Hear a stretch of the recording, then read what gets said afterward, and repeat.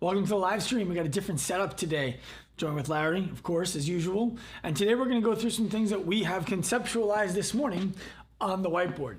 Remember, if you like this kind of content, subscribe to the YouTube channel. Subscribe to the channel and make sure you're getting the alerts for every time that we're going to be running one of these things. You can also feel free to follow Larry on Instagram at Larry_the_human. And you can follow me at Dr. Sean Pastuch. Let's get into this kind of stuff. So what we drew here, by we, Larry drew it, and we talked about it a bunch because I think it's a really important thing for us to be discussing with you, is where we see active life as a solution to the problems that other industries create. You want to jump into a little bit of kind of the story that we were working on earlier today? Yeah, so the whole premise is that there are great and okay professionals that work in fitness, that work as medical providers, and that work as rehabilitative specialists. Think your physical therapist, your chiropractor, think your doctor, your nurse practitioner, and here is your coach, your personal trainer. There's awesome, there's not so awesome, there's everyone in between. The issue is not that there aren't people that are doing great work, because there are. The issue more is that none of them are communicating with each other. I would say none of them is a little bit of a stretch. It's that the ones who are doing great work are so hard to find. Right? I mean, if I asked you right now, where would you find a medical doctor who is going to run a legitimate full threshold blood panel on you to find not only are you within normal ranges of things, but where are you not exceptional? Do you know somebody who's going to do that? If you walked into the physical therapist or the chiropractor's office and said, my knee hurts every time I squat, are you confident that the person you're going to see is going to get you back to squatting? Or are they more than likely going to ask you not to squat anymore? And if you go to a fitness professional and you say, I have diabetes and I have knee pain and I have 100 pounds to lose, are you confident that they're going to know if you're just having a drop in your blood sugar or that you're just kind of dogging it that day? Will they know the difference? Will they know what to do about the knee pain when it flares up and how to provide exercises that start to alleviate it? And do they have the knowledge around helping you lose the weight? And they can provide the accountability and the processes that need to be there? And too often the answer is no. And even when the answer is yes, the follow-up question is, do they know a medical provider that they collaborate with in the situations when you might need it? And do they collaborate with a rehab specialist should they need to be sending you out for something else? And now we take that subset of people who are doing a great job and we make it an even smaller subset of people.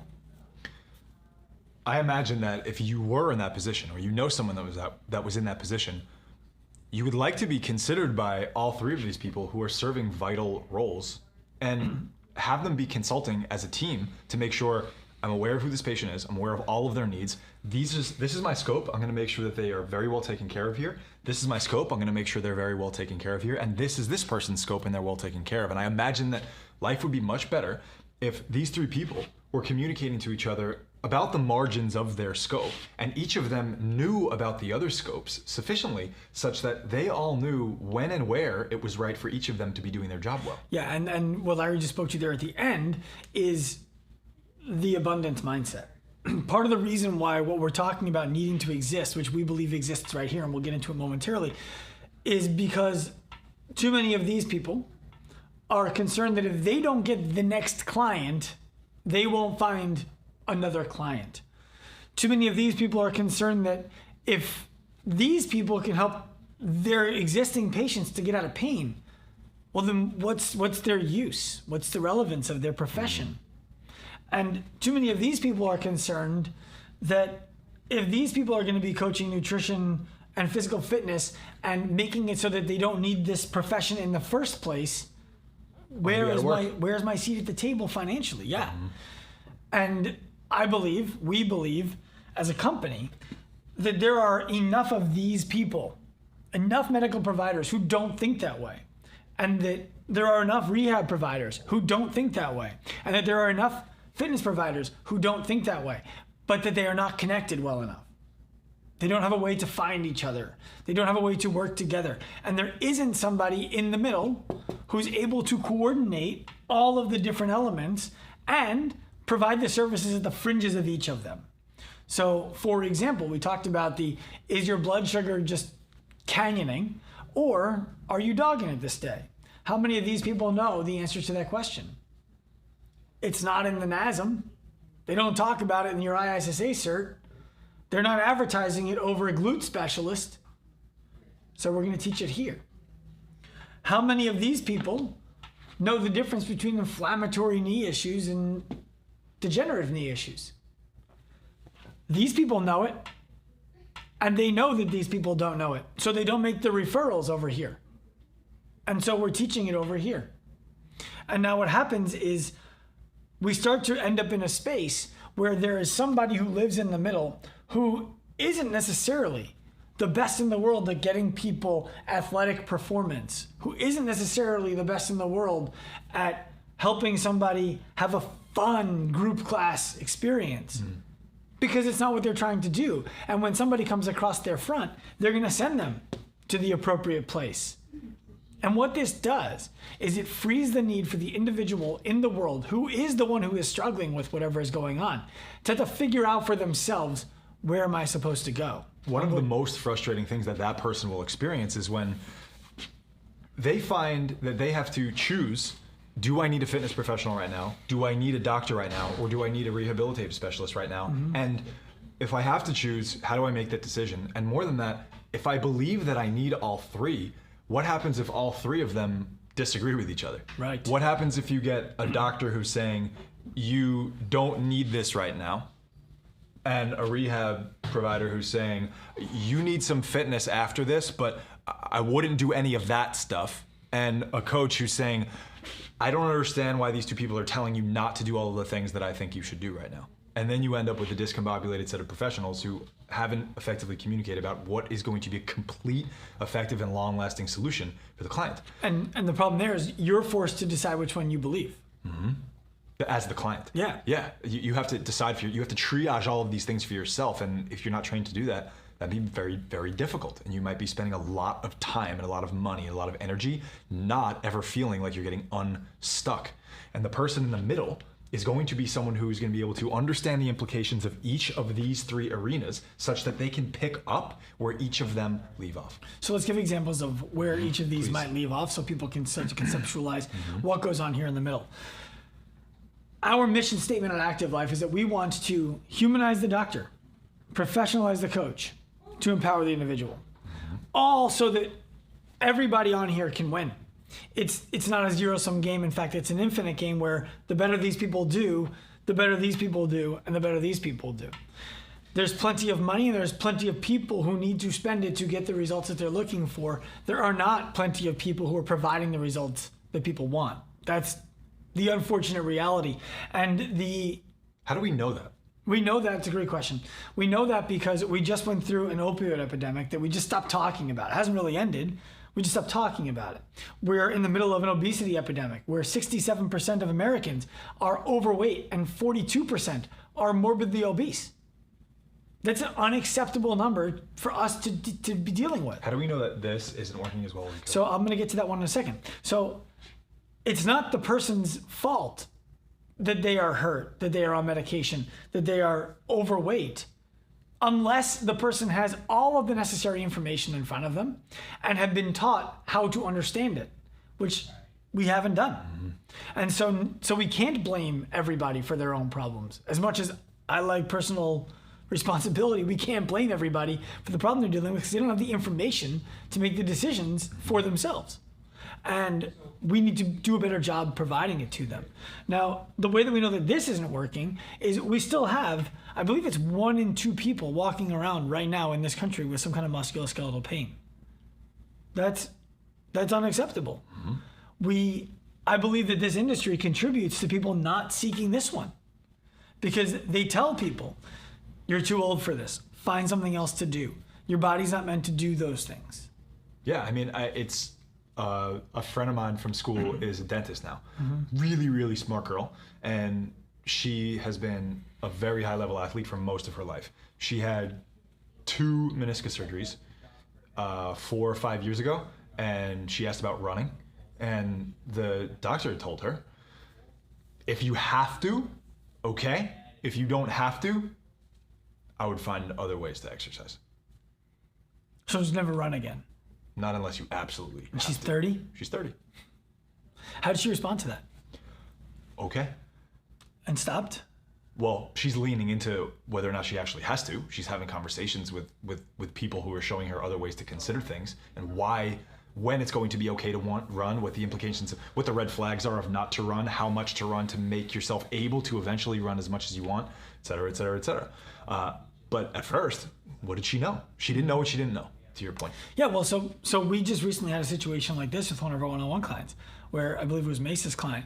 Their doctor told them, this one, not even this one, told them that they should never squat below parallel again and that they need a knee replacement.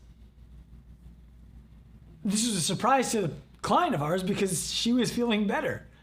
She went in for a checkup and wanted to see the progress she'd made, and she was doing better. So she went for a second opinion. The second opinion said that was egregious. It wasn't necessary for you to get a knee replacement. You certainly can squat. You just never should squat below parallel, which they didn't then justify with why not? And there are good reasons for some people to not have to do that. To not do that. For this person, she wanted to, and there wasn't a really good reason not to. It wasn't as if the deeper that she got into the squat, the more issues she was creating in her knee. It was just this doctor's belief that squatting below parallel was a bad thing. And so now this person leaves the doctor's office and says, I felt bullied, frankly. I felt vulnerable. I felt like I wasn't important in the office, that it was just what they were thinking. And she's like, and I feel like I'm making so much more progress working with you than I was before. Why would somebody just throw a blanket, this is what's going on at me? And it's sad because people see this all the time. And so the fringes of these, let's talk about where the fringes of these are. Starting here, because it's the most difficult one, right? Let's take, for example, the diabetic or the person with high blood pressure. Okay.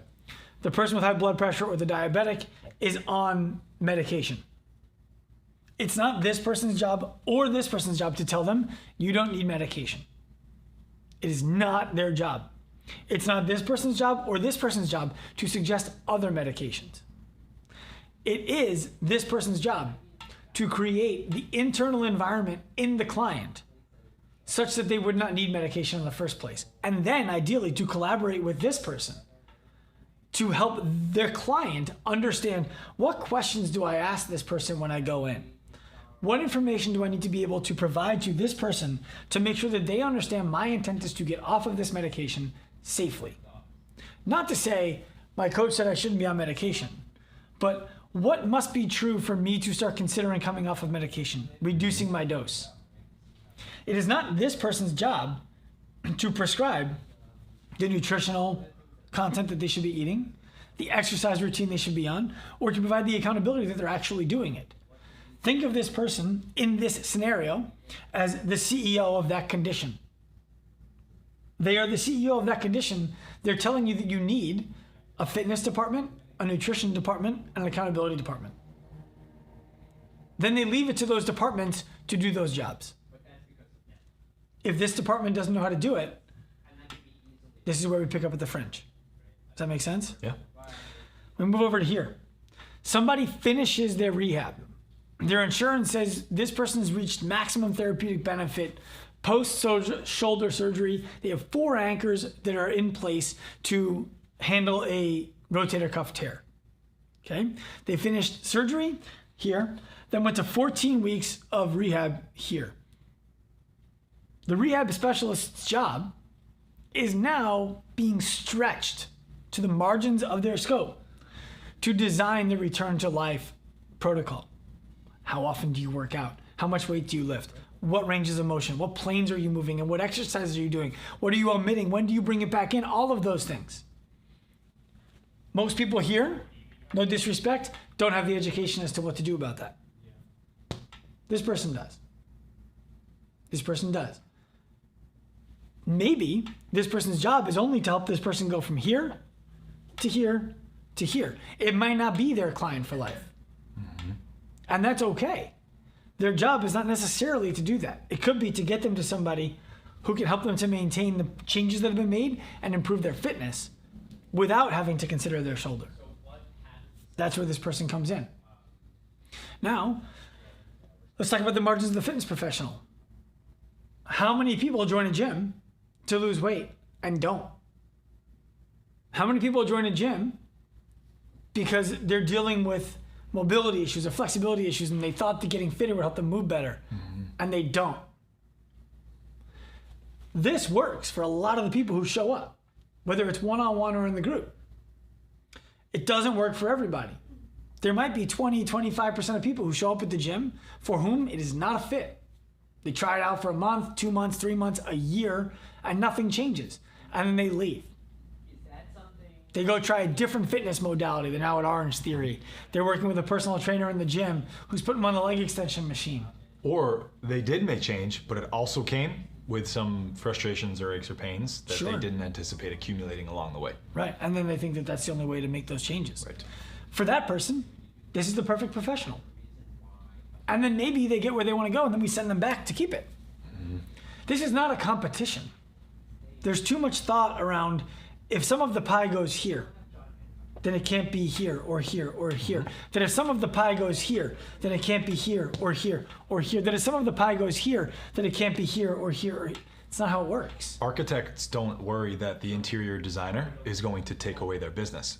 Mm-hmm. The same way accountants don't worry that financial planners are going to take away their business. Or books. They're all meant to work synergistically with each other and say, ask this person this and this, and then I can make better decisions for you once we find out that information. Yeah. So what we thought we would do today is show you some basic exercises. Or exercise is the wrong thing to say.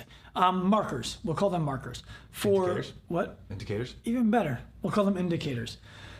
We have some indicators that we believe are perfect examples of things that people would need to do that frankly don't fit into this, or this box. And so people who need to be able to do these things are walking around with deficiencies that are leading to handicap, that are leading to disability, that are leading to increased medical costs, that are leading to weight gain, that are leading to all kinds of issues that plague our country, our world, and their lives. And I think in order to make sure that we're taking full responsibility over how truthful we believe these claims to be, we want to go ahead and say that if you can't do these things, you are disabled. Yeah, and so here's the way that we define that. When you go to a doctor, their job is to restore your ADLs, your activities of daily living. Okay, the way that their scope is defined is unfortunately, or fortunately, depending on how you look at it, going to be defined by what insurance companies will pay for. Because what insurance companies will pay for is what schools will teach. What schools will teach is what students will learn. The way that they're going to gain extra information is by going outside of that curriculum after they graduate or while they're in school to gain knowledge that they weren't taught in their profession. Oftentimes, this knowledge doesn't grant them CEUs or CMEs. And so a lot of people don't go after them. They're not looking to do this. Some do, and good for them, and some don't. But what we believe is that what the medical industry and the rehab industry are looking for as indicators of poor health aren't sensitive enough. They don't get somebody until the blood's out of whack. Mm-hmm. The person physically can't do the thing, yeah. But what about people who can't do basic things every single day? That if you went to this person and said, hey, I can't, and we'll show you four examples in a moment, that this person would say, well, what do you want me to do about that? Insurance isn't going to pay for that. That this person would say, that's not a big deal. Most people your age struggle with that. And that this person would say, I mean, I guess if you work out in our class, you'll get better at that because you get better at everything when you do this, which isn't true. Anything to add to that? No. Would you just let us know if there's any questions coming up? Mm-hmm. You won't let us know? I will let you know. Got it. Great. Okay. So let's move to whiteboard. Hands. Where are we going with it? That way. Over there. Why don't we just Let's go this way. Oh, let's go that way. We're gonna go this way. I think we should go this Get way. into a couple things first, too. There you go. You did it, teams. All right. So the barbell, It doesn't involve the bar. the barbell's in the shot just so that we know where we can't back up further then. And you just rolled it out. And he rolled it out. Awesome. So we just lost our marker. So the first thing that we believe everybody should be able to do is lay down on the ground on your stomach or on your back and get up. Back up. Back up a little further. There you go. Attaboy. Larry should be able to get up with only 2 points of contact. He shouldn't have to use his hands. He shouldn't have to use his elbows. And there he is. Show him again. Show him another way to do it. There we go. There's a lot of talk about things like the burpee being a great example of being able to get up and being a measure of physical health, getting down on the ground and getting up. What's more functional than getting down and getting up? Can you get down on your belly for me, please, Larry? Okay. In order to do a burpee, you need to be able to do half of a push-up. You need to have the flexibility in your low back to be able to extend that way. The next step is you need to be able to jump to your feet or step to your feet, which means you need hip flexibility and power. They need to stand up and jump. I believe that being able to do that is valuable, but go ahead and lay back on your belly for me, please, Larry. There's a level below it. And if we can look for the level below it, then we can start to develop the level to get to the burpee, which is an expression of performance. From here, what if Larry can't press up into an arch position? Okay, how is he going to get up? Can he still get up? So go ahead and try to get up from that position. One more time. Roll onto his side. That's 4 points of contact. Let's try it without 4 points of contact. There you go.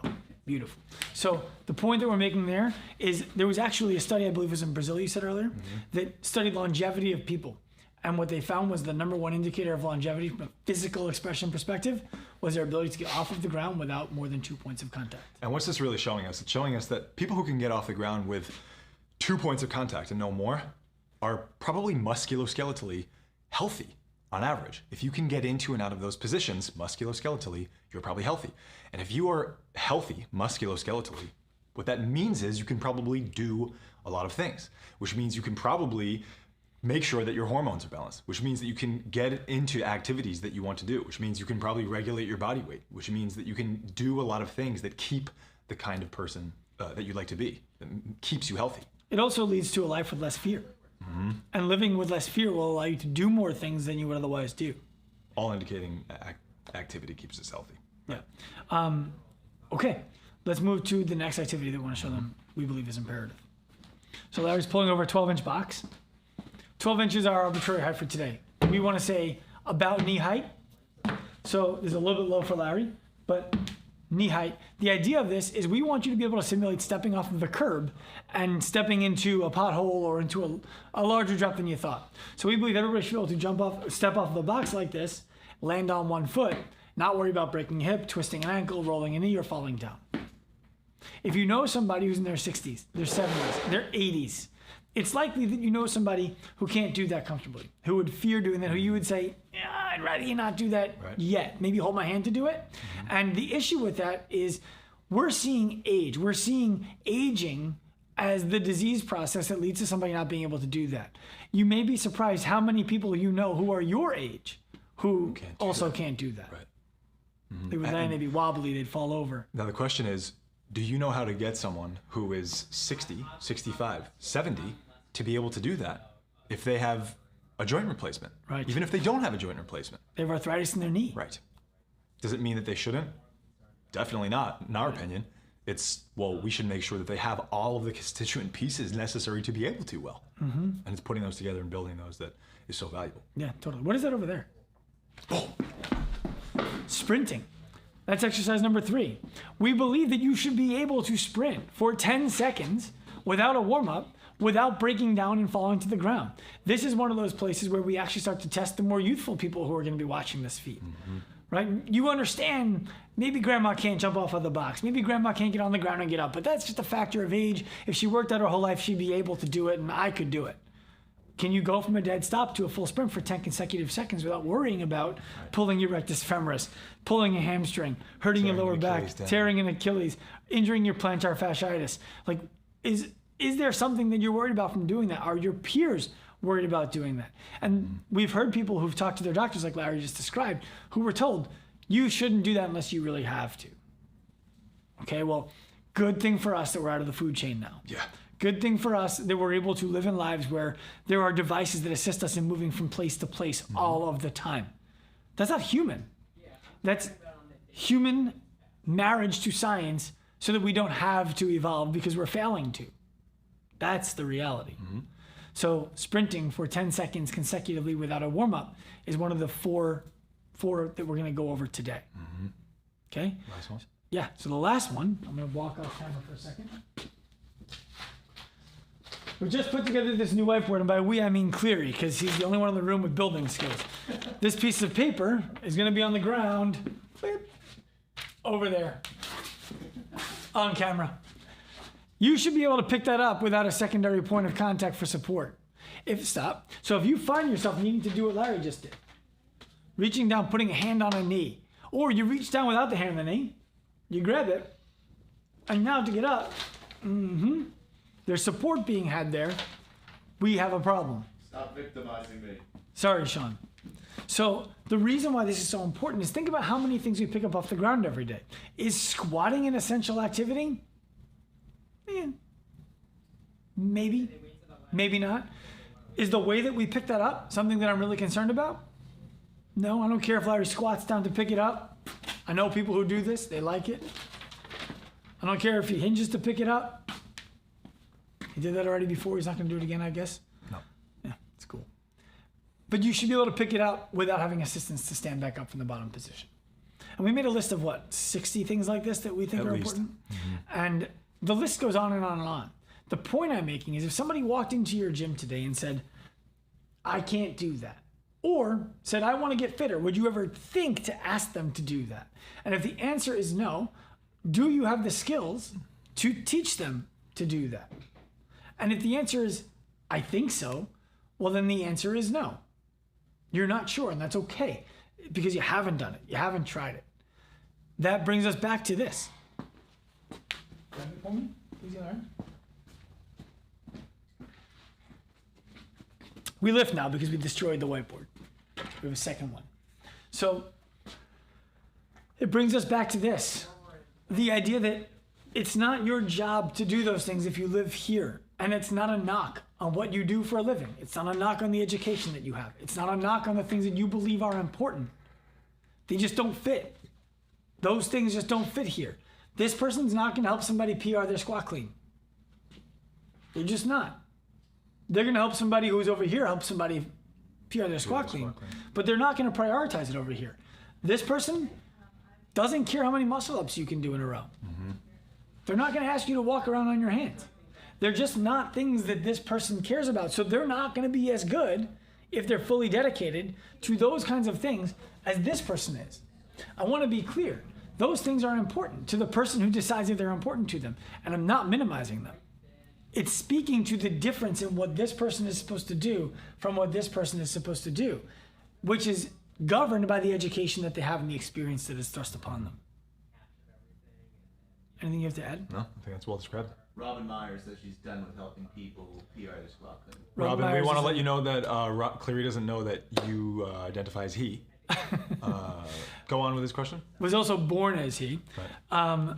My sister's name is Robin, so I'll give him some credit there. But Robin said that he's done helping people PR their squat clean. Right. And Robin's in the ALP program. And the reason that Robin is done with that, to be perfectly clear, is not because Robin knows people for whom that's valuable and he doesn't care about it. Robin does it because he has gotten after solving a certain degree of problem that doesn't make it worth his time and energy based on the skill sets that he is after. He would rather create someone who's capable of working with someone who focuses on PRing squat cleans so that Robin can focus on doing what he wants to do best and the person who PR squat cleans can do what they do best. It's just a reflection of priority. It doesn't mean that the squat clean isn't valuable. It means that the squat clean isn't enjoyable for Robin to do. So he focused all of his effort here on doing the things that solve the fringes of each of these departments so that somebody can go work with any one of them extremely effectively. Yeah. So now, when the coach who wants to help someone PR their squat clean is running into the road bump of the person who's finding knee pain over and over and over again, they can send them to Robin. So Robin can dig deeper and find out much more clearly and much more diagnostically why is this person's knee having issue over and over and over again, solve that problem for them, and then put them in a position where they're going to be able to pursue PRing their squat clean without any issues. Two totally different jobs. Yep. Sean, anything else coming through? No? Cool. Do you have any hot take questions you want to ask us today, Sean? No, it was a holiday, so I'm very calm. Okay.